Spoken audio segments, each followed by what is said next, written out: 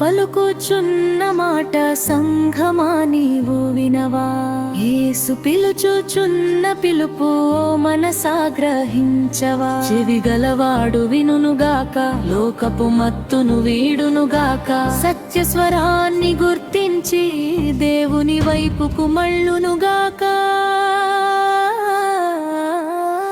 శరీరపు ఆశల గోలని చెవులను మూసివేసెన, ధనము గర్వపు హోరుని కళ్ళను కప్పివేసెన. సముద్రపు అలల కన్నా నీ దేవుని స్వరము గొప్పది, ప్రకృతి శబ్దము కన్నా నీ ప్రభుని మౌనము మిన్నది.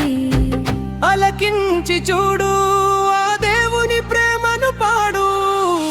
ఆత్మ పలుకుచున్న మాట సంఘమా నీవు వినవా? యేసు పిలుచుచున్న పిలుపు ఓ మనసా గ్రహించవా? చెవి గలవాడు వినుగాక, లోకపు మత్తును వీడునుగాక, సత్య స్వరాన్ని గుర్తించి దేవుని వైపుకు మళ్ళునుగాక.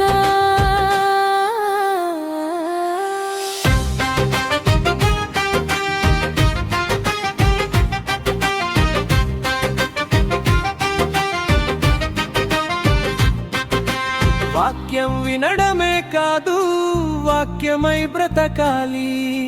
విన్న ప్రతి మాటను నీ హృదిలో నాటాలి.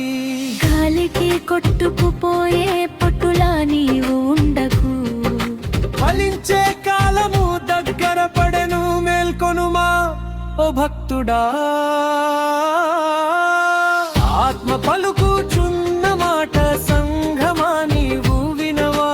యేసు పిలుచుచున్న పిలుపు ఓ మనసా గ్రహించవా? చెవి గలవాడు వినుగాక, లోకపు మత్తును వీడునుగాక, సత్య స్వరాన్ని గుర్తించి దేవుని వైపుకు మళ్ళునుగాక.